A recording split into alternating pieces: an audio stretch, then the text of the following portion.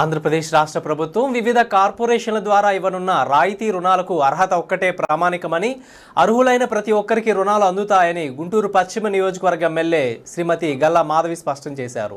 బుధవారం గుంటూరు పశ్చిమ నియోజకవర్గం టీడీపీ కార్యాలయంలో ఎమ్మెల్యే గల్లా మాధవి ప్రజా గ్రీవెన్స్ డే నిర్వహించి ప్రజలు మరియు పార్టీ నేతలు, కార్యకర్తల నుండి పలు అర్జీలను స్వీకరించారు. గుంటూరు కొరటపాడుకు చెందిన ఒక మహిళ చిట్టీల పేరుతో 2024 సంవత్సరంలో సుమారు 3 కోట్ల రూపాయలతో ఉడాయించిందని, తమకు న్యాయం చేయాలని పలువురు మహిళలు ఎమ్మెల్యే గల్లా మాధవిని కోరారు. కొత్త రేషన్ కార్డులు మంజూరు చేయాలని కొందరు విజ్ఞప్తి చేశారు. ఎమ్మెల్యే గల్లా మాధవి బాధిత మహిళలతో మాట్లాడుతూ ఈ విషయం గురించి పోలీసు ఉన్నతాధికారులతో మాట్లాడి న్యాయం చేస్తానని ఎమ్మెల్యే గల్లా మాధవి హామీ ఇచ్చారు. అదేవిధంగా కార్పొరేషన్ రుణాల విషయంలో రాజకీయ జోక్యం ఉండదని, ప్రతి రూపాయి అర్హత కలిగిన పేదవారికి అందుతుందని ఎమ్మెల్యే తేల్చి చెప్పారు.